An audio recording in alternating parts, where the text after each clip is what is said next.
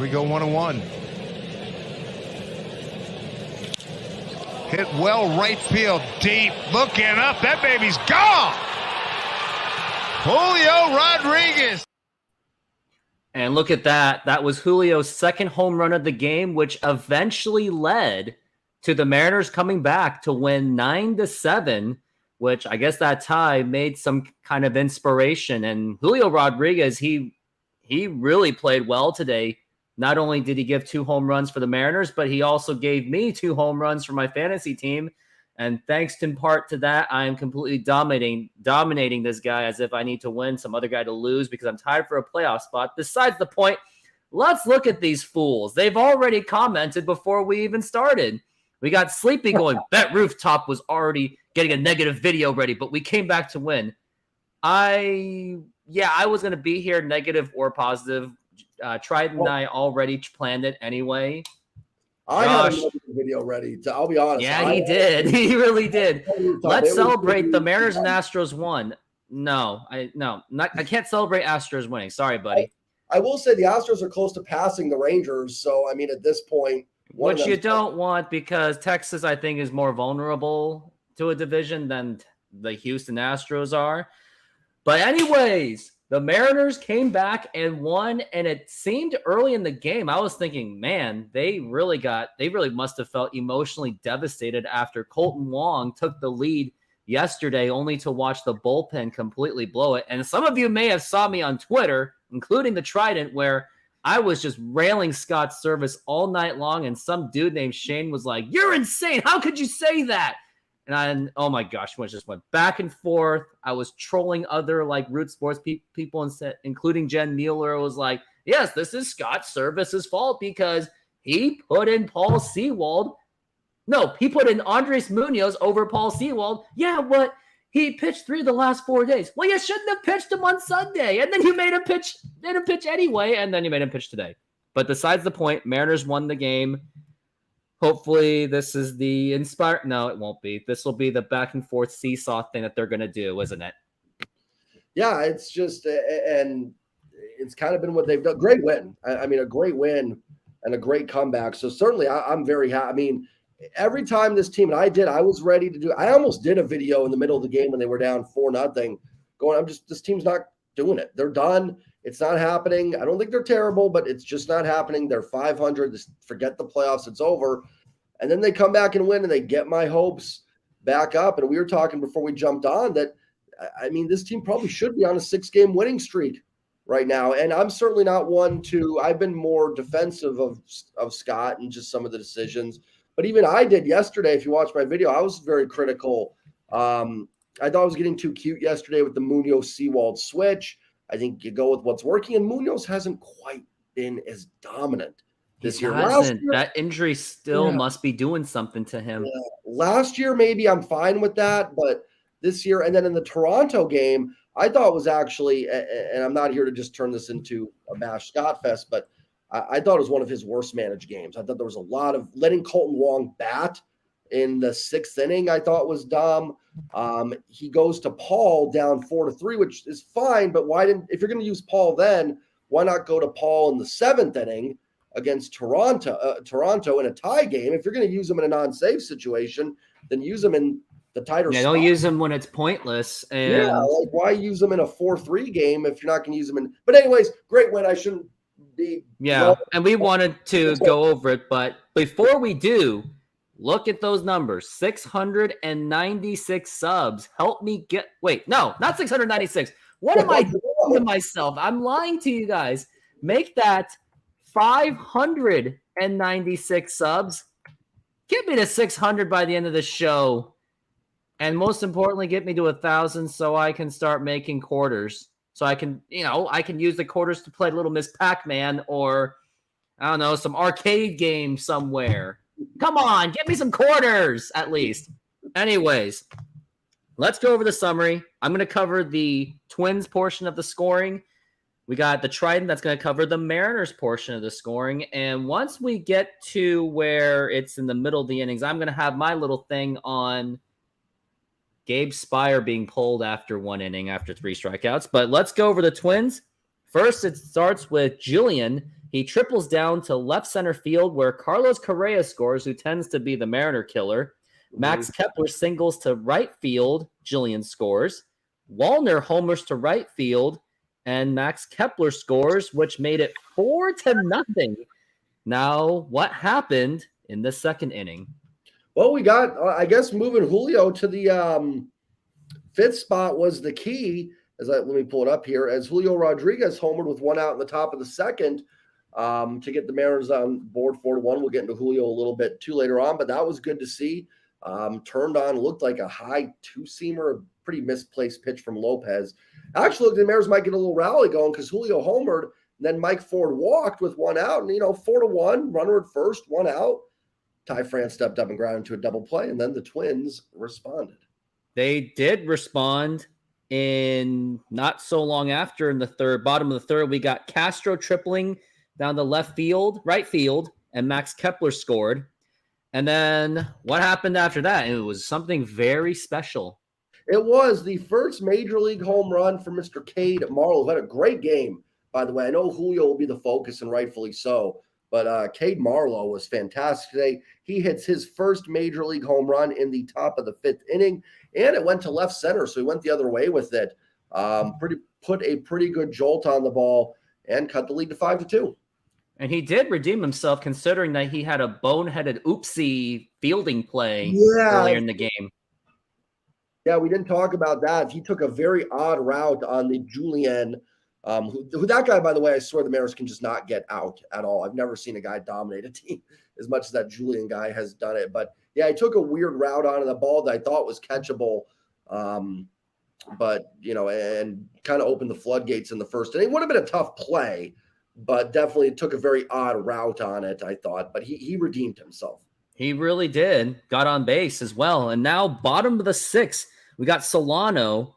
Oh, here was the issue I had. So Gabe Spire pitched. He took over for the struggling George Kirby, which our starters have uncharacteristically have been a little bit streaky lately, which nobody really wants to admit because everyone just looks at the ERA. As long as it's below 4, they'll say it's godly. But anyways, Gabe Spire came in. He struck out 3 batters in a row and then brought in, Campbell. It was like Campbell, and then immediately gave up a sacrifice fly. And I was thinking at that time, when your starting pitching of George Kirby didn't really do George Kirby things, I was thinking if Spire had a very impressive inning, I was thinking he should have gotten at least maybe one more inning. And yes, if it didn't work out, I would have been like, okay, fine. But at least Scott Service tried something different that I would have appreciated, because I don't want to be the hypocrite going, oh, well, Scott Service. Oh, yeah, Scott Service, you should put Gabe Spire in. Oh, and if he gave up runs, it'd be like, oh, you shouldn't have done it. No, I would have still stuck to it and say, no, that was a good decision. But anyways, he put in that guy. I don't even know his name. Isaiah Campbell gave up that run, and I was thinking that's where I thought it was a little bit too cute. Should have gave him one more inning because we got to save the bullpen because they're a little bit burned out. And then take it the rest of the way, at least until the 9th inning. What happened after Solano? Yeah, I will add too. I've someone that's kind of defended Scott more so certainly probably than Rooftop has. I agree with especially against this Twins lineup that is so lefty heavy. I guess I combined the two words there. I think with the bullpen, then it wouldn't have been a bad idea to send Spire out there for a second inning as well. If you're going to do it against this lineup. But first, let's get to the top of the 8th actually, because 6-2, top of the 8th, and after a couple innings where JP led off with a double in the 6th. They didn't do anything. In the top of the 7th, Ty singles and Cade Marlowe doubles, 2nd and 3rd, 2 outs. They don't score. The game's over. It's 6-2, top of the 8th. They're not going to score. The Twins have one of the best closers in baseball in Duran. They just got to get 3 outs to get to him. And then the top of the 8th happens. First of all, there's no Duran or anything. Obviously not going to come to the 8th. It's Moran, not Moran. Moran comes in. JP walks. Gino walks. So 1st and 2nd, starting to think maybe we got something here. You never know. And then Cal Raleigh doubles to score JP. Gino's at 3rd, 2nd and 3rd. Teoscar grounds out, and he hit that ball pretty hard. I won't get into Teo too much for that. I thought that was pegged for center field. Made it 6-4, and then probably his biggest hit of the season, maybe. Julio Rodriguez. Hold that thought. I got to do this. Here we go, 1-1. Hit well right field, deep. Looking up, that baby's gone. Julio's first multi-home run game of the season. We got clutch Julio. Fernando, I agree. Wong's bunt, we'll get to that too. But yeah, very clutch to see. And that tied the game up. That was it then in the top of the 8th. Then we get a great Matt Brash inning in the bottom of the 8th. Then we get to the top of the 9th. And little things that start rallies. Cade Marlowe works a really solid walk. Steals set flick. I do agree with you, but I got to celebrate the win. We got to enjoy it. Steals second base. Colton Wong lays down a fantastic bunt. So we've got clutch Colton the last 2 games here. He should have been the hero last night. And he lays down. I wonder how Colton felt last night. If I were him, I'd have been like, yo, Andres, what the bleep? His one shining moment as a Mariner was taken away. It's already taken away. Yep. The one time he does something other than the Yankees game. The fact that we remember his greatest moments as a Mariner really shows how much he's been struggling this year. 4 of them. Actually, I don't think it's 4. I think it's 3. and then the 2. But he singles on a great bunt by Colton Wong there. JP's hit by a pitch. Looks like he was a little banged up, so we'll see. So then bases loaded, nobody out, which is the Mariners' kryptonite, at least in the late innings of games. But Gino's ground ball just finds the fair area down the line for a double. Teo adds a sac fly. 9-6 Mariners going to the bottom of the 9th. And then what happens? And then Michael Taylor hit a home run. And I was thinking when I was on the way to the casino, because as soon as Eugenio Suarez hit that RBI, 2 RBIs, I immediately jumped in my car and was going to put money on the Twins to win. I would have done it yesterday and made like 70-something, $50-something, but I was stuck at work, and in Washington, online gambling sports is still illegal, or not even, can't even do it. But this time I was in the car, heard a home run. I was like, okay, I really got to get down there before it's too late. And then by the time it was 2 outs, I turned my car around and went home, and then texted this guy going, yep, we're going to do the show at 8 o'clock. Yep. It was just too late to get that last. You needed it yesterday. I really did. It hurts. I am $50 short, and well, I would have been I would have lost $9 today, but whatever. But other than that, the Mariners won, and Paul Sewald, kudos to him. Other than the fact he gave up a run, but when he's already been taxed for the last few days, it really shouldn't be surprising. Mm-hmm.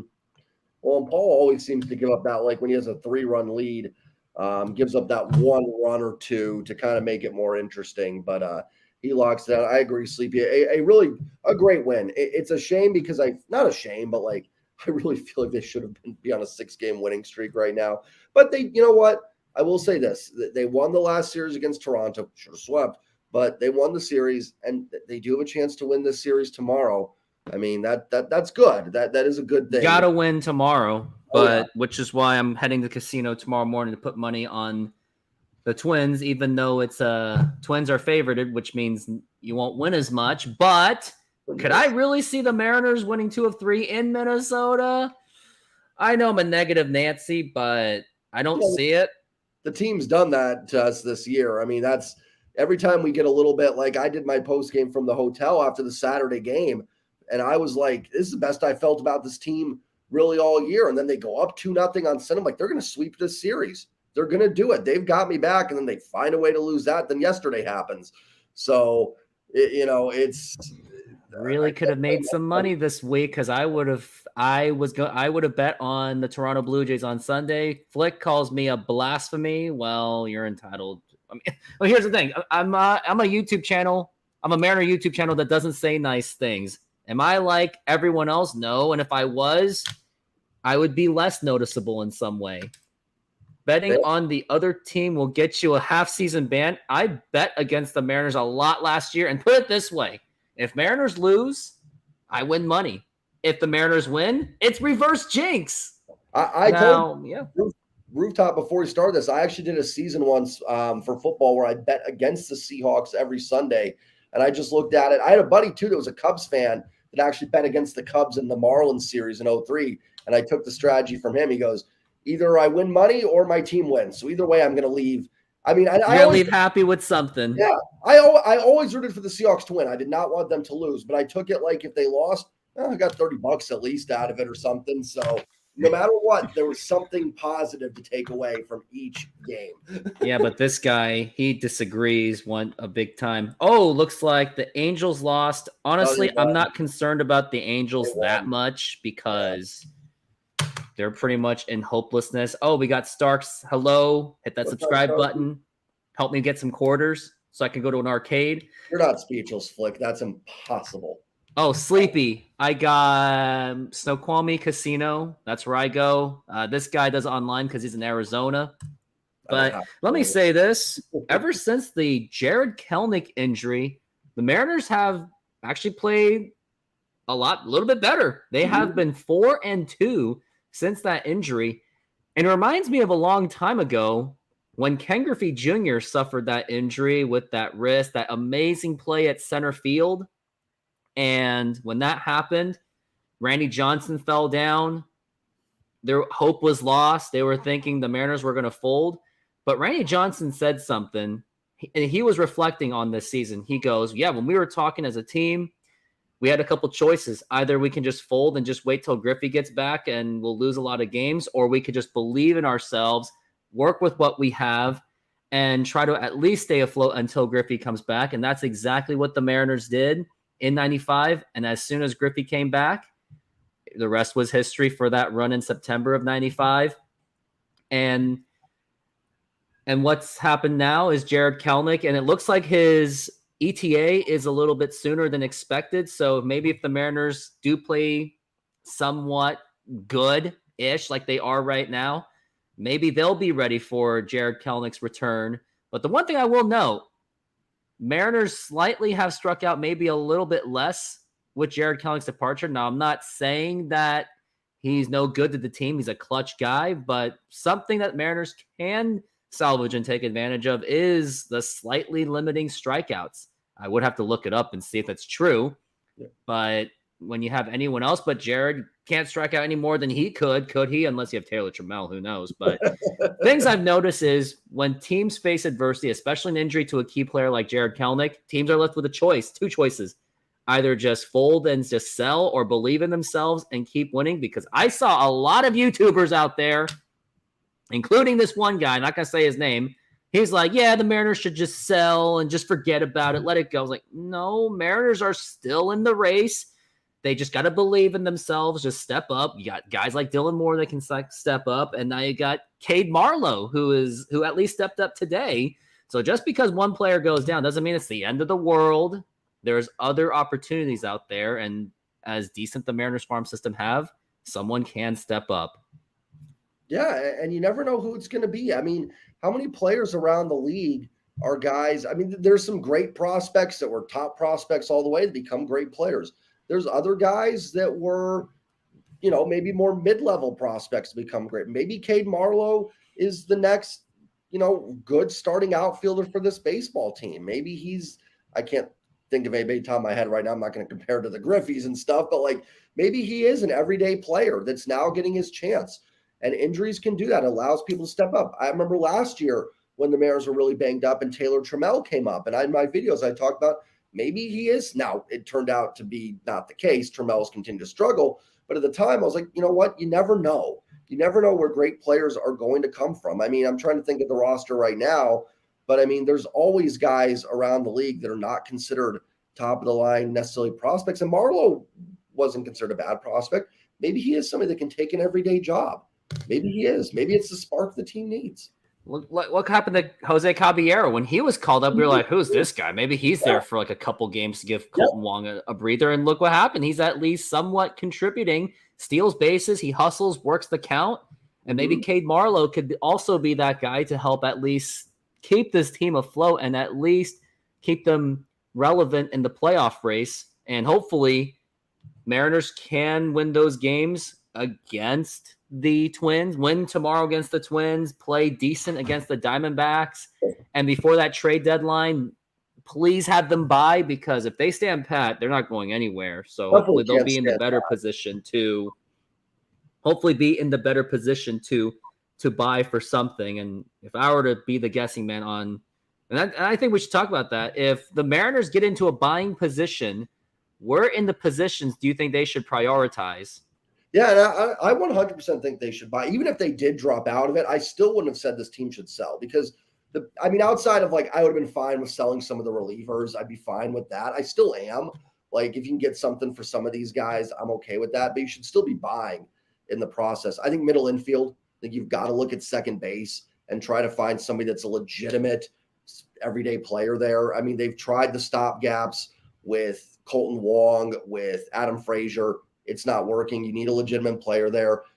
I think you can kind of maybe buy and sell bullpen pieces. Maybe there's an arm out there you like and you can sell high on somebody, get somebody else in.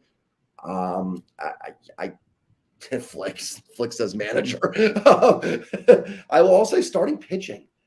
Starting pitching is one of those things I don't think you can ever have enough of. And I mean, in terms of this year, Brian Wu and Bryce Miller, I know Scott, I think, or Jerry said that, I think it was Jerry, that Wu's going to pitch through the rest of the year.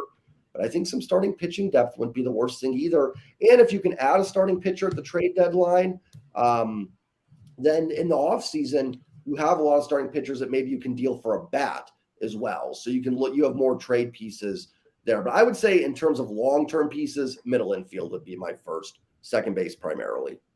For instant impact, some of my opinions are going to be very unpopular, but the popular one is, of course, is maybe looking for someone somewhere in outfield and second base. I think second base could at least be salvaged right now, because at least Dylan Moore is starting to heat up a little bit. You can use him in second base. At least Colton Wong is clutch in the last 2 games. So maybe if he's being utilized a little bit better, maybe have him bunt once. Just use him as a bunting decoy guy, because at least he didn't screw up on that. And you got Jose Caballero, who still hustles and works the count. But outfield, I think, is that's the thing. Can outfield should be looked at? I still do, because even, let's say, if Jared Kelenic comes back and he's back to where he is, but you can never have too much depth, because that means you can move someone into DH spot, give Mike Ford some rest, give Ty France some rest. It'll give you some more things to work around, and you can never have too much depth. Nope. And starting pitching also, I think, should not be at least ignored, because if you have Bryce Miller and Brian Wu being a little bit taxed on this season, then you can move them into one of them into the bullpen. Yep. To limit their work and get a little bit more established starting pitching that will maybe have some playoff experience. And of course, I would like any kind of a relief pitcher to be traded for this team, because relief pitchers are typically cheap to go for, unless you're the 97 Mariners who had to overpay for Heathcliff Slocum. But I would definitely do bullpen depth, because you can't really just rely on Paul Sewald too much, as if Scott Service really did overuse him. And he did use him in unnecessary times. So if at least you have maybe another decent closer or another setup guy or middle guy, at least that will give you some depth, because the bullpen depth has been having issues. And I looked up their stats. When they are after the 8th inning, I saw that their ERA was creeping to 4, and they were, last time I checked, around 15th in the league in bullpen ERA.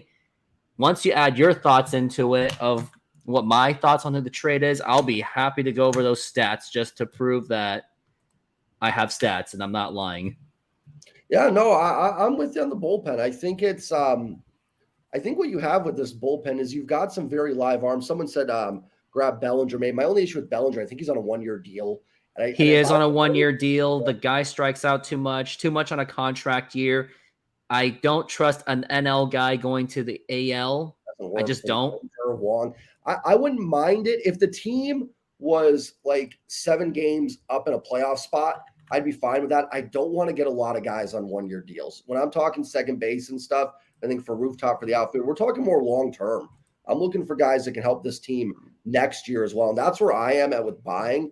I don't want to buy 1-year guys, because they're not in it enough right now. I'm fine with little pieces, but mutual option in the second year. Maybe, I don't know. I'd have to go look up Bellinger more. But to Rooftop's point, the bullpen, I tend to agree. I think the bullpen is a little bit overrated. I think he got some really live arms. Brash, Munoz, Seawald. Brash has actually stepped up and pitched a lot better than earlier in the season. And now here we are. So for everyone that says Mariners bullpen is the amazing thing, when it's the 9th inning and after, they are actually 14th in the league with a 3.49 ERA, because that's where they give up those runs in the later innings. So the statistics do prove that the Mariners bullpen isn't as elite as the media and the fans are making them out to be, because when it comes to baseball, typical baseball fans, when it comes to that stuff, what's the easiest thing to blame? What's the most popular thing to blame? It's the offense. That's all they ever blame. But they don't, which is fair. Like the offense, it's not even as good as it was last year. And we said last year it was a problem. But if all you're blaming is the offense, like what about the games where the Mariners did score their runs and their pitching still blew it?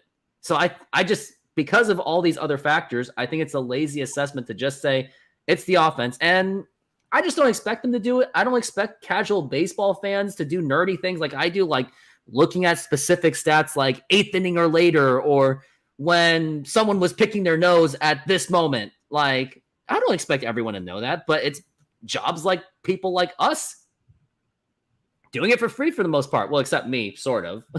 But it's our jobs to look up those kind of numbers and expose that to all. But yeah, like this is a team game. I don't like blaming just one factor because I don't think it's fair to one thing. Yeah. And it hasn't been just offense. Everyone else likes to because it gets the hits. It gets views when people say, oh, offense is terrible. It's the easy thing to do, but they don't look at the stuff I'm looking at. 8th inning or 9th inning or later, they are 15th in the league in ERA. I think the thing with this team is that, and if you actually look at some of the offensive numbers, they're actually not terrible. I think it's a little bit of expectations. And I've been critical of the offense because they do have moments. I'll say the other thing with this team. It's like when the offense clicks, and tonight they got the W out of it. But tonight's kind of a perfect example. The offense has a great game, and George Kirby can't get outs. You know what I mean? And it's just, and then when the pitching's on, the offense doesn't hit. So it's just been this microcosm of the team. And I'm with you on the bullpen too. I think that you've got some really decent high leverage guys. I think you got some good upside guys, but you go past those three, and Munoz has even been a little shaky the last few times. You got a lot of mid guys like Spire, Topa, Saucedo. They're not terrible, but they're very mid. They're okay. Topa's the kind of guy you want only if you're up by like more than 3. Yeah, it's just to mop things up, basically. He's like the janitor doing janitor's work. Yeah, and he's totally fine. It's just that he's had to be a high leverage guy. And William, I do agree with what you said about cross control players. Excuse me. Yeah, I'm okay. No, I'm going to say that losing Swanson, that's the one concern I had about the Teoscar Hernandez trade. Although Mariners did upgrade, getting someone that couldn't be any less healthy than Mitch Haniger, it did come at the cost of losing Swanson. And if Teoscar doesn't come back with a new contract or at least a 1-year negotiation to be like, hey, let's just give it one more year for the World Series, Blue Jays will easily win this trade because Swanson is still a fan. Let me look at Eric Swanson's number, but he was one of the better bullpen pitchers of the Mariners. His strikeout to walk ratio was absolutely insane when I looked at it in 2022. This year too for Toronto. I don't know. I could be. In Toronto, he's 2-2 with a 2.89 ERA, so he is still well contributing. He's not at the same level as he was last year when he had a 1.68 ERA in 57 games, but we could still use a guy like Eric Swanson. I do think that loss, and it's one of the reasons why people have been more pushing this team to sign free agents. I don't have a problem with that trade, but like you just said, like, it's fine getting Teoscar, but it comes at a cost. Like you lose a really good bullpen piece. So, instead of going out and signing somebody, they make a trade. I'm not against trades, but it's why a lot of people push more for the free agency stuff because you got to give up something to get it. So I don't have a problem with that trade, but I do agree that it's certainly that they're missing that wedge from like those middle relievers to the end guys. They don't really have that. I don't know what the word would be for it, but cleanup person, you know what I mean? Cleanup person to mop things up, not screw it up. But my other thoughts on that trade with the Teoscar Hernandez trade, at first I was like, okay, great. Now, are we going to fill the void for Eric Swanson? Sign someone decent at least? Nope, did not happen. We tried Trevor Gott. That was kind of how did that go? And then and before the Teoscar Hernandez trade, I was thinking, let's go for Yoshida because I think he would have been the most cost-effective player out of all of them. I remember the free agents. There was Brandon Nimmo, Scott Boras' client. You had Trey Turner and like Bogarts. I think those were Boras' clients. I didn't want to touch them either. Would have been too much of a haul for that. But I think Yoshida would have been the safest guy. He was like, what, $20 million per year, which is still considered cheap in today's MLB. But I think he would have been great. And even with Jared Kelenic doing well, that still could have been something where you could just move things around. And you wouldn't have given up the likes of a Swanson. And I would rather have Yoshida because although doesn't have the same power as Teoscar, he has an amazing plate discipline. And then I'll look him up right now and see where his numbers are at. But that's the player I thought the Mariners kind of should have at least talked to. Yeah, but here's where he is: 11 home runs, 51 RBIs, 315 batting average, 376 on base percentage. He does strike out more than walks, but 376 on base percentage. Mariners could really use that right now. And 11 home runs isn't nothing either. I mean, that would be like third on this team. And the Mariners have so many of these walk and home run or just home run or nothing guys. It's why they struggle in some of these close situations because they don't have a lot of just, I mean, I'm going to use a name here. Of course, nobody has a lot of guys like this, but they don't have the Ichiro type guys. They're just spraying base hits all over the place. They're always waiting for that 3-run home run. Now they got it tonight and it helped and it was awesome. But I mean, so many of these situations, the Blue Jays game, yesterday's game, throughout the year where they just need some of those line drive hitters in the lineup to put one in the gap. Yeah, absolutely. And because it tends that Mariners still tend to make the same mistakes of just going for power after power, but they don't go for the little guys. And luckily we do have that. We have Caballero and JP Crawford who grind it out, works the count. Yep. They hustle. But we also have guys like Eugenio Suarez, Teoscar Hernandez, even Julio Rodriguez. They're high strikeout guys. And guys like them are the reason why I'm looking forward to prospects like Cole Young. I watched the Cole Young game in Everett last week. At that time, he had yet to strike out. And when I saw him play as a batter, he was really patient at the plate. He wasn't just packing everything. He knows when to swing that bat. So that's why I'm looking forward to the likes of him. And I think he should be considered an untouchable prospect. If the Mariners do trade him, they better get a bona fide superstar for him. Yeah. And Flick, I agree. That's something we haven't talked about. I was going to mention that. I slipped my mind. First base. I think this position the Mariners might need. It's an underrated position to look at because Ty France is not what he has been for the last 2 years. If you've noticed this year, the guy just hacks at everything. He shows a lack of hustle. When I'm seeing him run, it's you could have at least made it interesting.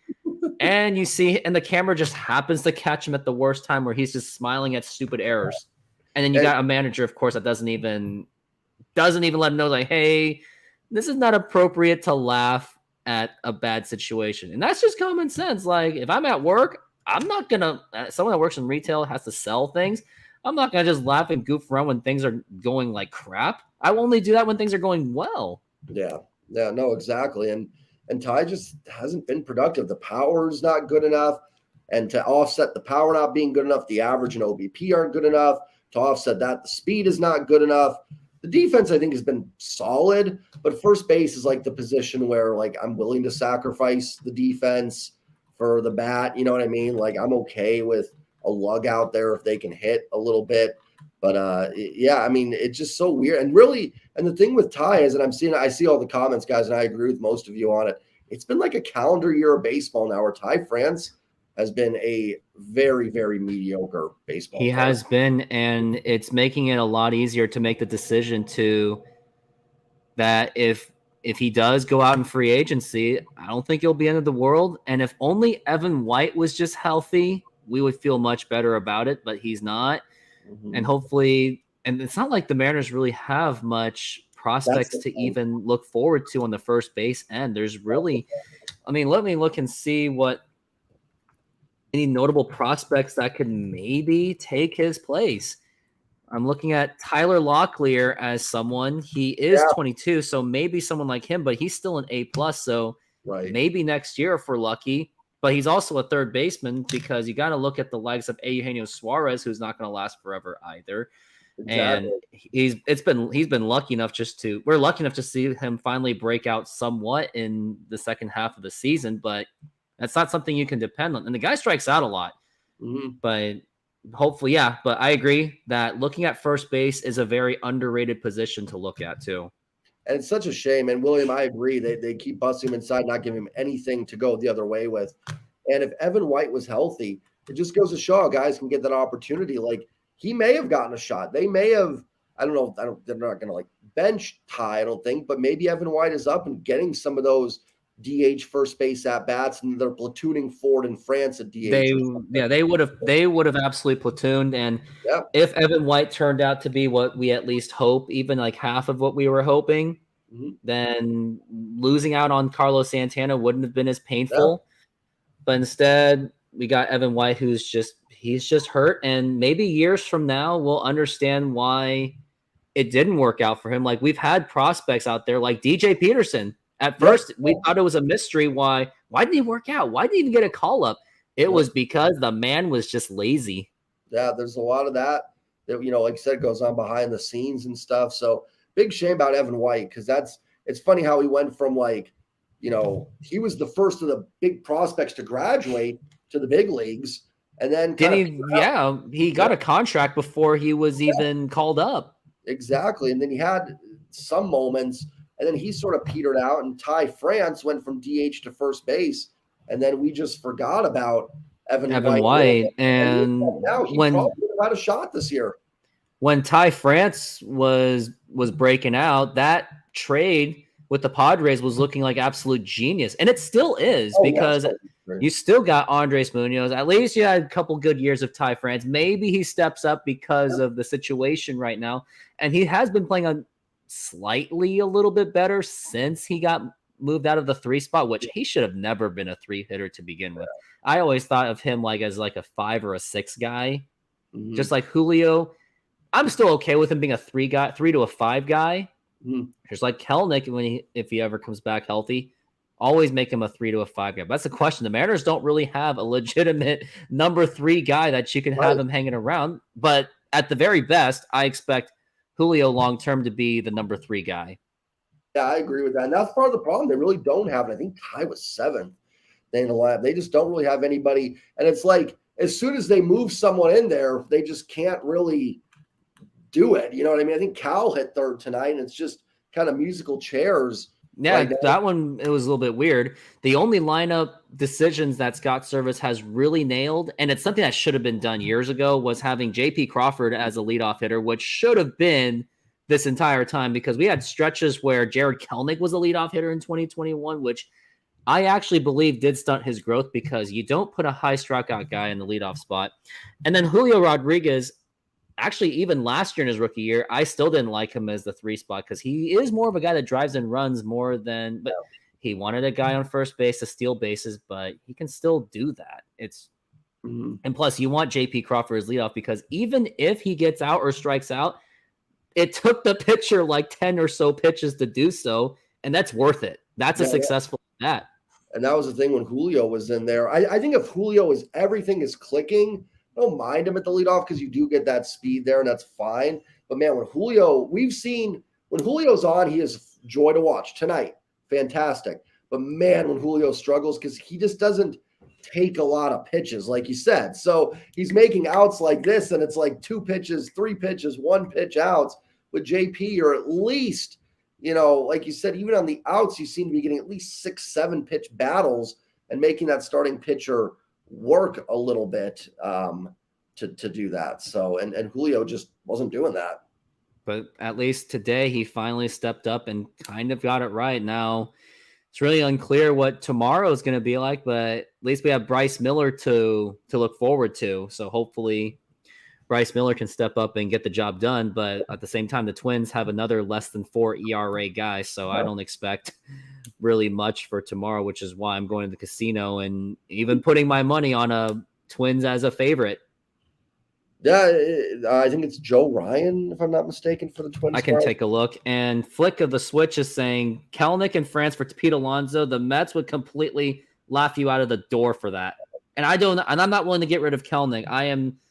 It's Ryan who's 9-6 with a 3.88. And I will say this, I do believe that Jared Kelnick can still be a star.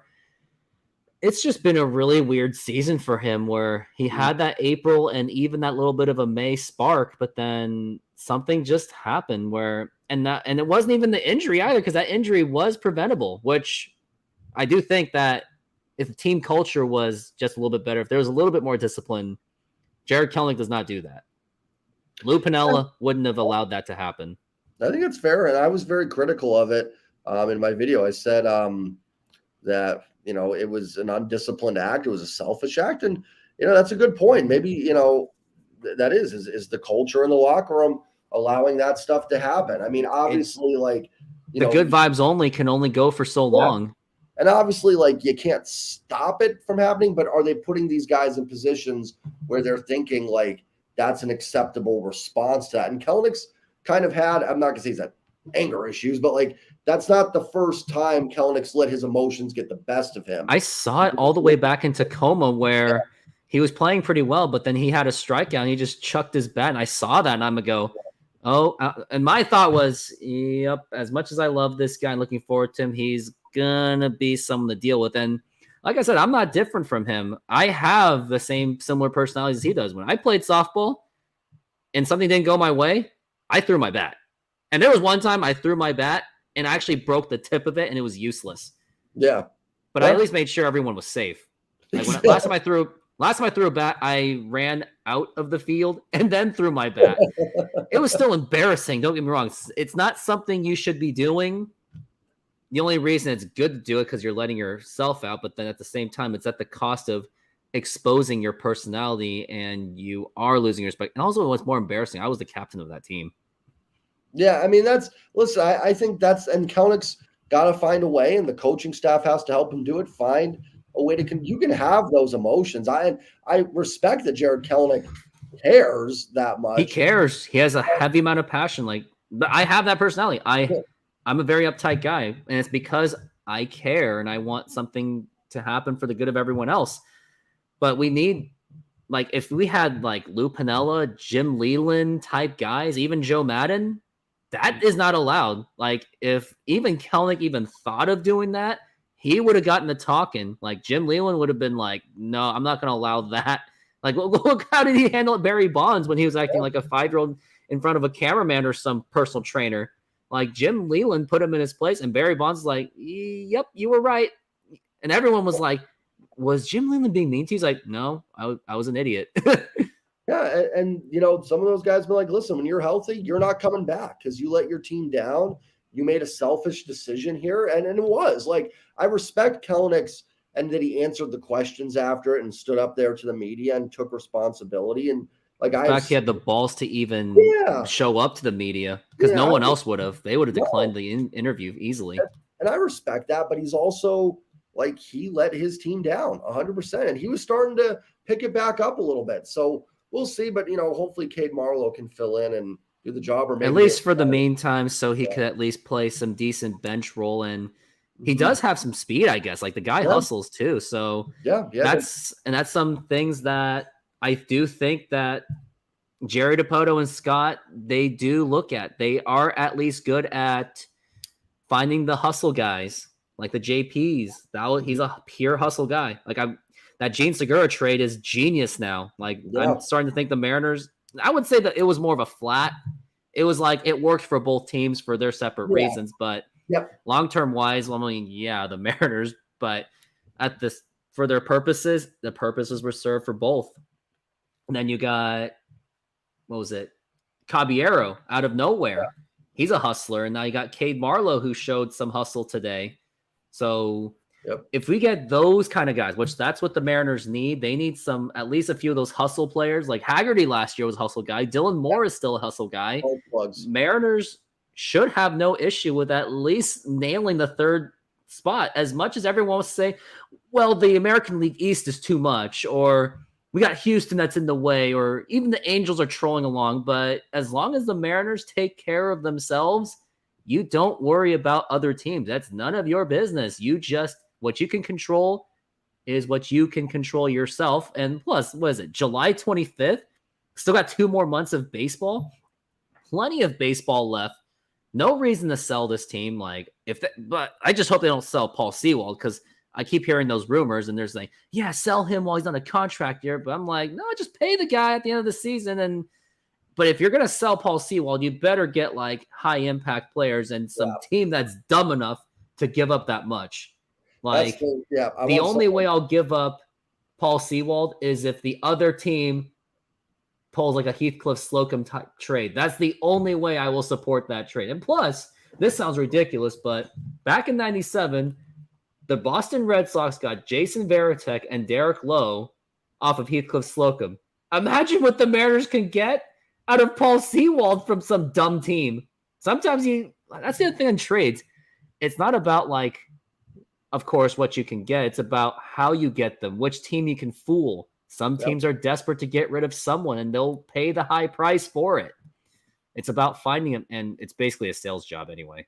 Well, and you got teams that Arizona, is their bullpen, I think, has given up runs in 18 straight games or something. I was reading. They haven't competed in a while. Maybe they get desperate. They've got a couple guys knocking on the door that would be interesting.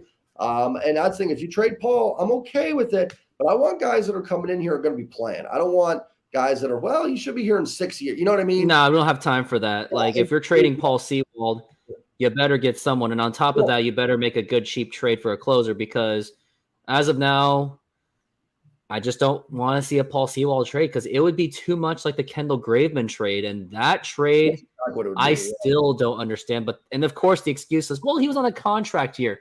But the Mariners were competing for the playoffs. And that's the problem with having such cheap ownership, is you have the mindset of the scarcity mindset of well, he's going to cost too much. Well, maybe sometimes there are players out there, they are willing to take just a little bit of less pay, just if it means to win a World Series. It's about the art of negotiating for a better deal, not about going cheap, because you can't afford to get too lucky. Yes, Paul Sewald was found out of luck. Swanson was found out of luck. I guess Brash was found out of luck. Yep. You can't rely on that. Paul Sewald and yes, Graveman, they were failed pitchers before, and they tried that with Trevor Gott and Topa. He's a mop guy, but Gott did not work out. And there are times where you just got to spend the money. And when it comes to spending money, it's not like us fans. We're not asking for someone to go for someone for 10 years or whatever. We're not. That's not what we're asking. We're just asking for just a little bit more to get us over the top for some decent players. That's all we're asking. Even Billy Beane was like that in movie Moneyball. When he asked he asked his owners, I'm not asking for a big contract or get me another Giambi or something, or Damon. Just get me just a little bit more to get me over the edge. Yeah. Well, and then, you make these trades, and it's are you making them because, like I said, I'm fine with trading Paul if you're getting something that are, some hitters that are ready to contribute now, stuff like that. Or are you trading him to get cute? And that was my beef with the Graveman trade. Not against it. I'm fine with trading relievers. I was against it day one. Yeah, no, that's fair. And I didn't like the return on it. And it seemed like trading Graveman for Toro. And the only way it would have made sense if Toro became our everyday second baseman, which that's what it looked like at the end of the season, because he was at least clutch, but it turned out he was just a dud, and he still is. So I will say it. I'm 100% against trading Paul Sewald. Because for a team like this, as much as people say, well, we have club control with those players do not last forever. Players regress.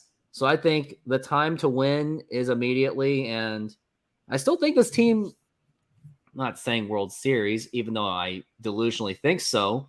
I do think they could have won a World Series last year. I do think that. But they should at least make another deep run at the playoffs and do at least better. And look at the teams right now. It's not like everyone's dominant. Houston's been banged up, and they're just starting to get in the groove. Texas chokes in the playoffs all the time usually. like I said, you have Bruce Bochy, so who knows? Toronto chokes. Let's look at the standings. I'm having too much fun with this. Yeah, go ahead. And Sleepy, I did see your comment. Yeah, Jonathan India would definitely be someone I'd look at for the right price. I don't know all of what that would cost. That is definitely. I would think the Reds are going to ask for a lot. I'm a little bit surprised that the Reds are trying to trade India when they are literally contending for like the first time in like years.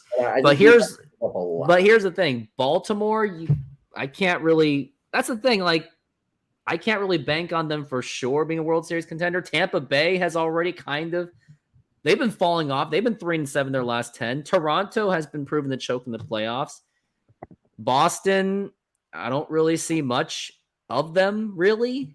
It just there in terms of competition. Yankees, they don't even have pitching, and Aaron Judge is hurt. Yeah. Got Minnesota. I think that's beatable if you got in the playoffs with them. Cleveland, well, they're pretty much out of it, but if they're in the playoffs, they have the Cleveland curse factor still. You got, Texas, they choke in the playoffs usually. Houston is not last year's Houston. I'm going to say that. It sounds delusional, but they're not last year's Houston. I can tell you that. Angels will fall apart. And yeah, in terms of American League, it's not as closed as people think. Yes, like a few months ago, it was like it's all Tampa Bay or all Baltimore, all Texas, but not so much, which is why I think selling is just unnecessary. And you look at National League, the only team I'm really afraid of in the National League is really Atlanta. And of course, Miami, because when you play Miami in a traditional year in the playoffs, they always win the World Series. 2 of 2. And if you're playing Atlanta, you're in the World Series. So at that point, like, you know what I mean? I'm not too worried about the NL. Atlanta, I would be afraid of. That's the only team I'm scared of. Milwaukee is beatable. I can live with playing against. Now this is looking way far ahead in terms of World Series. Dodgers, they basically have their Scott Service. He's like a not as crappy version. He's Dave Roberts, and I have a friend who's a Dodgers fan. He says that he's basically National League Scott Service, and I keep telling him that every day that Scott Service makes Dave Roberts look like Tommy Lasorda.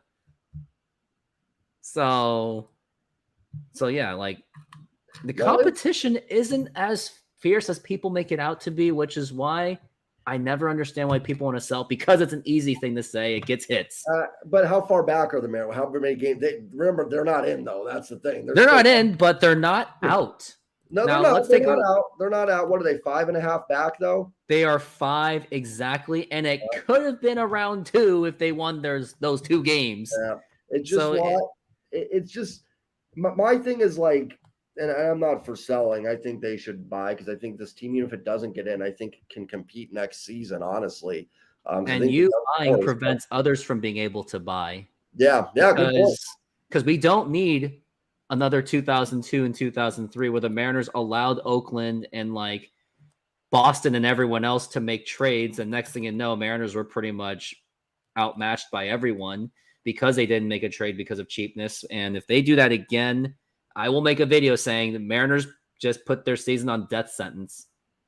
Yeah, the worst thing you can do is stand pat, in my opinion. I would say I'd rather sell than stand pat. I mean, I don't want to stand pat because at least if you sell, maybe there's hope for prospects. Yeah, but if you stand pat, that means there's no commitment to anything. And that's what 2002 and 2003 was, where they didn't even make a impact trade at all, which is why everyone else basically steamrolled them out of the playoffs. And we were the butt of the money ball of 2002. Yeah. Yep. Because they just stood there and did nothing. In terms of, I'm seeing people talk about 7.5 in Division 5 in the wild card. I think that's all doable. Just there's a lot of teams that got to climb. That's my concern here. And if they don't start, or just it turned around. Now, hopefully, the good news is, like, the Mariners are a winning streak away. I mean, they almost had it. Like, they should have probably won the last 2 before this. They'd be on a 6-game winning streak. And, I think we'd all feel about as optimistic as possible. It's just this team can't keep doing this, winning 4 in a row, getting us excited, and then they go and lose 3 in a row. They've got to kind of sustain this. And if they can win tomorrow, that's 2 series wins in a row against 2 good teams. Then you got to go to Arizona and you got to win a series. Like, they just have to do that. They got to stay consistent. Like Rooftop said earlier, focus on what they need to do. Right now, don't worry too much about the standings. I mean, it's there. It's hard not to look at. But if you win series and take care of business, then, there's a chance. I agree, Flick. I feel like I've been saying the same thing for 90 games now. But the thing is, like Rooftop said, you look at the rest of the wild card stuff, these other teams have a lot of the same problems the Mariners do. You know what I mean? So now the problem is Mariners are 5 games back of those teams, so they've got to make it up.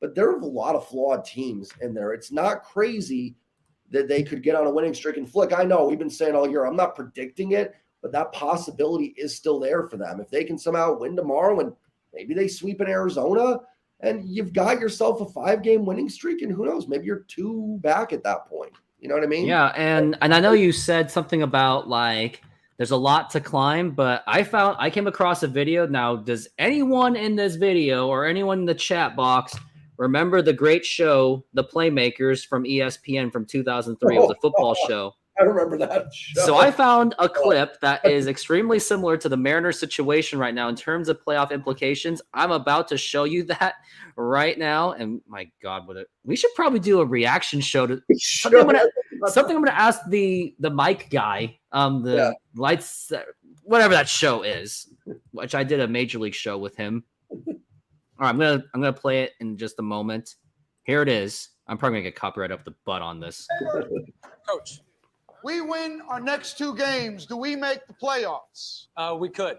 If New Jersey beats Boston, Memphis beats Nashville, and we finish ahead of Phoenix in net points in conference games, meaning our margin of victory needs to be at least 18 points more than theirs. Thank you.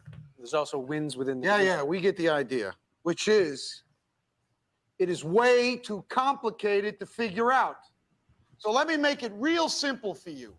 We take care of business, and the rest will fall into place. Exactly. If the Mariners take care of business themselves, which they could have been doing this entire season with and if you really think about it, Mariners were about a couple good decisions away from leading the division, I will say. But if the Mariners take care of themselves, they don't have to worry about climbing all these teams. The only thing I look at is how many games they're back from that final spot. That is all what matters. And like I said, if Scott Servais makes better decisions, the offense steps up when they have to, the bullpen holds the leads, they can still make the playoffs and at least make some kind of run because the talent they have and the soul and heart they have when things are going right, and maybe do away with maybe go back to that Darth Vader helmet celebration. I actually like that one. I thought that one was more. I think that was more to the identity of the team. I hate the trident with a passion. I think I want them to go back to the Vader. Is that thing even the Vader hat? I think it is, isn't it? It looks like it. It's just colored in Mariners colors, but it is like that, like covering he has over his face mask thing. So no, and it is a really good point. And listen, there's 60 games left. Take care of business. Try not to focus on the standings. This team can win series. Tomorrow's a big one. Win this series against a team that's kind of giving you fits and everything like that. You can find a way to win it. You won the Toronto series. They should have swept, but it is what it is. They won the series. You can keep doing that. You're going to get into this thing. So yeah, there is still time to go 2 of 3 for the rest of the season. Yeah. But if you're in September and you're still 5 games back, then yeah, you basically have to sweep the entire season. Yeah, that's why some of these losses have been so frustrating, because they're probably going to hit a snag somewhere where they're not going to win every series the rest of the way. No, you don't expect that. Yeah, so it's like they should have swept Toronto. They should have won yesterday. They should have. I'm sure there's other games that they've had here that they should have won. It's like, and obviously you're not going to win every close game. You're going to blow a game somewhere in the season. But man, there's just been like one of those Baltimore games that they lost, and just 6 or 7 games. And like you said, I mean, if some of those go the way they did last year for them, they may be in first place right now. You know what I mean? You could probably point out 8 games. I go, yep, they should have won those. And they really should have. Oh, and looks like it says San Francisco is apparently leading in the Ohtani sweepstakes. I know how to ruin San Francisco for Ohtani. People crap on the streets and they don't clean up. They don't clean up after themselves, and they're not held accountable there. I think that's all he needs to know. But at the same time, Seattle has the same problem too. But it's not as bad as San Francisco. Well, it's otherwise. But at least Seattle knows how to stage an all-star game better than anyone Yes. off a crappy city. I don't think LA would have done any better. They couldn't. They couldn't clean that entire city. It can't be that much. Seattle just had to clean a block, and they're Right. fine. He's in LA right now, which I mean is worse. So It's a lot worse. And Yeah. I've been there. Like, I saw things in LA that I never saw in Seattle. That yeah. it's too much to say, but man, we still have 16 views. Do you have anything else to say? Because we're an hour into the show, and I know you got to do your daily post thing, so I don't want to hold I'll do that. And Josh makes a good point there. The last 3 series are Rangers, Houston Rangers.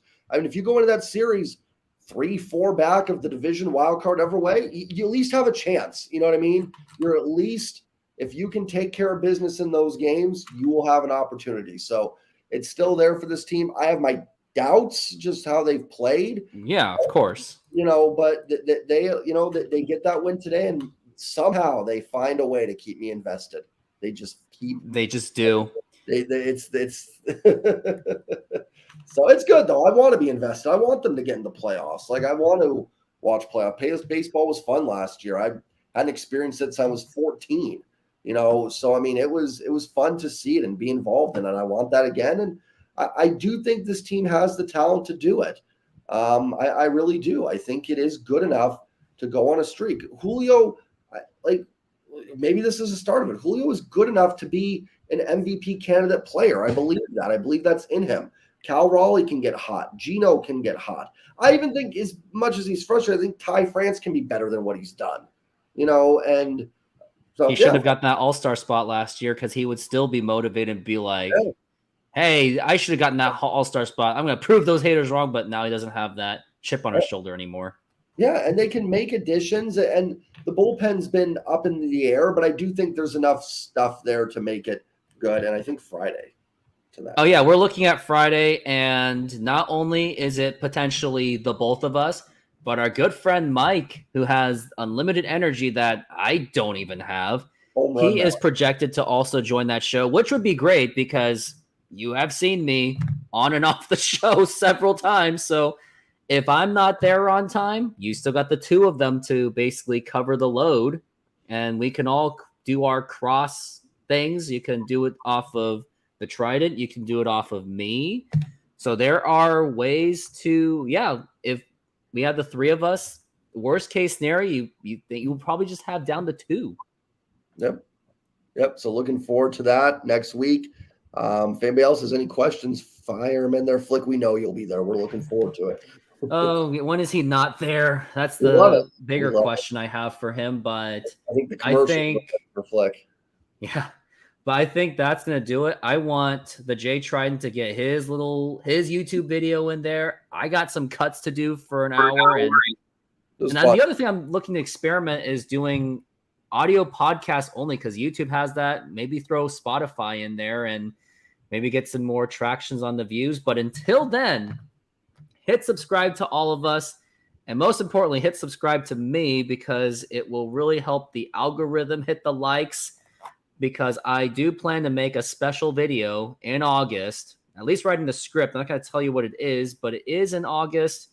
And by the time that video is ready, I want there to be as much exposure as possible. So to help that, hit that subscribe button because I want that video to take off as much as all my other ridiculous videos I made. The Yordan Alvarez video, the 2000 Mariners video, the Tino Martinez video, the A-Rod video, and Rooftop Mariner ASMR. There you go. I don't even know what that even means. It's like this thing where people talk real softly and they do like role plays and stuff. It's super popular on YouTube. Autonomous sensory, I don't even Meridian response, I think. There's people that do that have like millions of subscribers. It's like, but they like touch, they like rub things softly. It's I don't know. I'm not into it, but it's you should try the no commercial live stream. Here, okay. I know, but how about if you give everyone contributes to $50 and I will play it. That's all you gotta do. Just give moolah and I will forego the commercials unless you guys want me to come up with some crazy commercial ideas. Like the other day with me and Mike, whenever I said, well, if Ty France hits an RBI, I'll do 25 push-ups on commercial break, which I did. So. Oh, we got push-ups. I missed the push-ups. We finally had push-ups in the game. I did the push-ups. But how about you feel like running a commercial? You do push-ups instead. Yeah. Well, depends on the situation. Like if Colton Wong hits a home run, that's like how many? Like 50 push-ups. And plus, I could use a workout, and I am about 15 pounds overweight, so I could use a good excuse to get a good workout. Let's set push-ups for each player that they hit a home run. Like Teo and Cal would be like 5. Colton Wong 50, Caballero 65. Like we need to set something for you for each one. Caballero's worth less than Colton Wong. Yeah, true. Like Ty France doesn't hit into a single double play. That's gonna worth something. Yep. Oh, Scott Service's bullpen decision actually works. That is definitely worth push-ups. There we go. Or man, what else? There's so many possibilities. I think if we're happy with something Scott did, that's like 1,000 push-ups for you. I think this person in the rooftop goes, wow, I like that. That's like 1,000 push-ups right there. But you know, I'm always gonna find ways to criticize him anyway. So I don't think that's gonna work. But looks like Oakland with lost decisions. So Oakland lost. If that was 2021, that would have been useful. I was gonna say that would have helped like 3 years ago. Wow, 28-75. That's awful. Make a list, run it by us on Friday. Okay, fine. How about fine? No commercial on Friday. I don't know. And plus, my buddy who runs that business, he's actually overbooked right now. So it's helped. Yeah, well, I don't think it helped, but maybe the spirits, the vibes, maybe. Vibes. But he didn't get the 20%, so whatever. So yeah, I guess we'll do push-up shows on commercial break, dependent on situations. There we go. We'll come up with something for it. That'll be fun, actually. That is it for today. Love you Trident's got to make his own post game and just crash to sleep. I got some work to do. But thank you very much for being on the show. And we had, I think, up to 20 people watching. So once again, hit that subscribe button to the both of us. See you guys on Friday. Worst case scenario, I'm late. But anyways, enjoy yourselves a good night and go Mariners. Let's go for that 2 of 3.